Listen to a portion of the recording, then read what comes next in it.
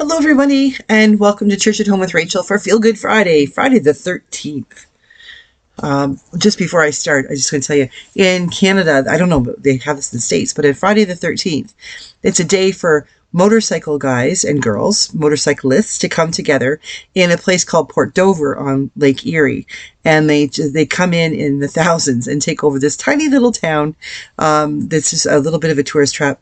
And they're incredible. The first time I heard about it, I thought, oh my heavens, like bikers. And they are I was there once in Turkey Point when the Friday the 13th spilled over to the place where I was working as a student in Turkey Point. And they were the most incredible people. So happy Friday the 13th. And to any of you who are out on your bikes on this Friday the 13th, please be careful. It's getting colder and people aren't paying that much attention to where the bikes are on the roads.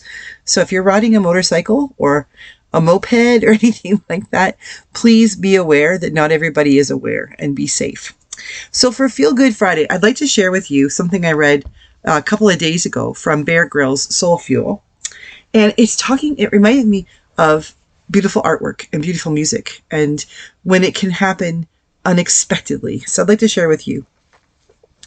Lord Radstock, the missionary who played a part in the Great Russian Awakening, was once staying in a hotel in Norway. He heard someone playing the piano badly downstairs in the hallway and went to investigate. He found a little girl hammering the keys, unaware that her tuneless melody was driving Radstock mad. As he watched, Radstock saw a man approach the piano and sit down on the stool beside the girl. She carried on playing the same dud notes, but the man filled in the gaps. To Radstock's amazement, the pair produced the most beautiful music. It was only later that he discovered that the man was the girl's father, Alexander Borodin, composer of the opera Prince Igor. So much of our journey of faith and love is like this too. It's a relationship where our tuneless notes, our mess, our attempts to do our best only come to life when Christ stands beside us and touches our hearts.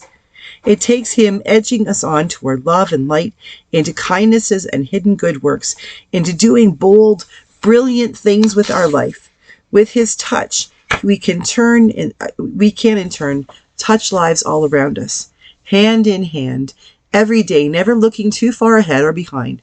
With his presence, our lives come to life. And just like that father with the little girl, God is always close. The moment we get tired in the waiting, God's Spirit is right alongside helping us. From Romans chapter 8, verse 28, taken from The Message by Eugene Peterson. I love that. I absolutely love that because it reminds me of the times in my life when I've made a right mess of things, and someone else who's wiser than me and maybe has more experience in something than me can come around, and instead of looking at everything I've done, just sweep it off the counter and say, let's start again. Says, let's use what we have. I remember when I was a little kid going to my grandparents' farm. Loved going there. My favorite place in the whole world.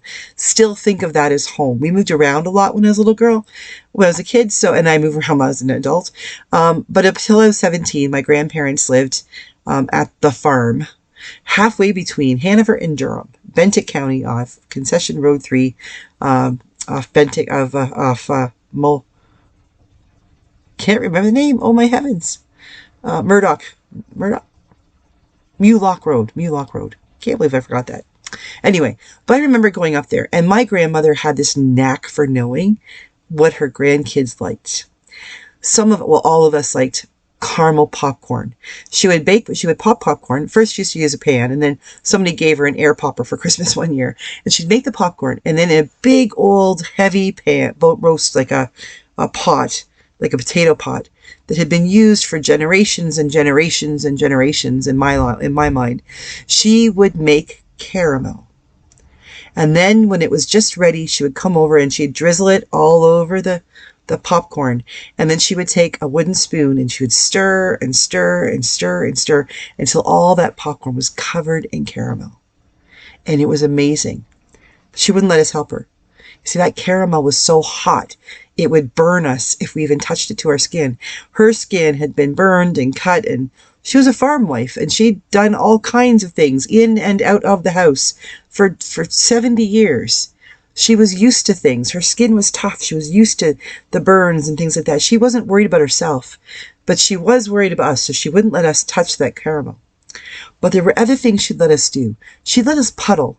She had a red plastic basin, like a bowl, and she would pour it or put it in the sink, and the sink just had a drain. It didn't have a plug. It was an old farmhouse, and she'd put water in that, and that would be the bowl that would get the shavings from peeling carrots and the tops and the ends off the peas and things like that. And then she'd go and throw it out in the pig side of the barn of the fence, so the animals could eat the slops. We were composting and recycling and reusing and reducing long before it was cool. But she would have that bowl, and it was empty. It would be there to catch any water. You see, we're on a well, so you don't want to waste any water. So if it was dripping, it would catch there. And we'd get in there and we'd puddle, and she'd shove up our sleeves, and then she'd ask us, are you boys, are you kids puddling over there? Like we weren't supposed to, but she knew exactly what we were doing. But she also had this long countertop. It was like metal. You could cut on it. It was great. And she'd be making something, and she'd invite us to come over and help. And my thing was oatmeal cookies. I loved her oatmeal cookies. Her oatmeal cookies were like this big. They were like dinner plates. And they weren't chewy. I don't like chewy cookies. They were crisp. For me anyway, they were crisp. And she'd make these cookies. And one day I remember she said to me, why don't you come over and make some cookies? So I got in. I had the recipe there. That recipe that had fingerprints on it had been used by so many people. And I had it up there, and I was measuring and doing the thing, and I was probably doing it completely wrong. And I was doing it. And when I went to, blend everything together, it was a mess. It was flour everywhere and oats everywhere. And it didn't look like what her oatmeal cookies should look like when you put them on the pan. So Grandma came over, and she pulled up this stool, and she sat beside me, and she said, why don't we add a little bit of this? And what do you think? Maybe we should add a little bit of that. And she brought her expertise to my naivete and my innocence and my complete, uselessness at making cookies. And she taught me how to make those cookies. And we had the best cookies when they came out of that oven. She didn't look at me and say, you don't know what you're doing. She looked at me and said, you know what, together I think we can do something beautiful. Just like that father that was a composer with his daughter who was pounding on the keys. The pounding of those keys, there are myriad number of incredible pieces of musical artwork that have that thumping sound within it. But when you layer on harmonies and melodies and other parts that are haunting, it begins to become something incredibly beautiful. It's like flour and oats and sugar. When you add in the butter and the liquid and all of the things you need to bring those things together, make beautiful oatmeal cookies. We are not meant to be people who do things all by ourselves, especially when we're learning something new. When we become experts, then it's our responsibility not to hold on to that information, but to share it with someone who's just coming up behind us, to say to them, come with me and we'll make something beautiful together. But when we're the ones learning, we shouldn't be ashamed of not knowing how to do something, or not having all the ingredients, or not knowing exactly what comes next. It's our responsibility. It's part of the gift of learning to look to another and say, come and help me. I am making a great big mess of what I'm doing, but with your help, I can make a masterpiece. We can make a masterpiece. And that's what God's waiting for. I really believe that.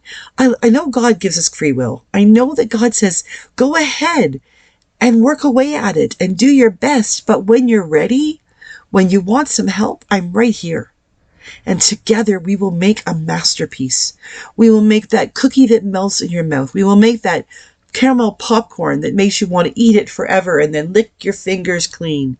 We will make that beautiful piece of music that makes people dance because they cannot sit still. We will make that beautiful painting that reminds people of the most beautiful sunsets. When we allow ourselves to say to God, I can't do this by myself, but I could sure use some help, God will dance into our lives and say, let's roll up our sleeves and get going. Together we will make a masterpiece.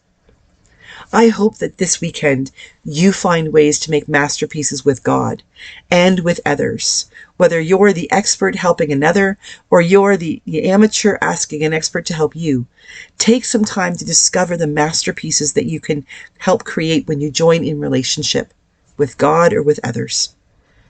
Have an incredible weekend. I will see you Sunday on Gospel on the Go on the other channel. If you're not yet subscribed, please hit the link to subscribe to Church at Home and hit for the bell for notifications. And go down to the link for Gospel on the Go and then hit notifications as well. You subscribe to that, you'll get Sunday worship dropped into your mailbox into your YouTube notifications at 5 a.m. Mountain Time, 7 a.m. Eastern, and Monday through Friday, Church at Home at 5 a.m. Mountain Time, 7 o'clock Eastern. Have a great day, everybody. God bless. And I'm so glad that you make masterpieces with me every day, even when they don't look like masterpieces. God bless everybody.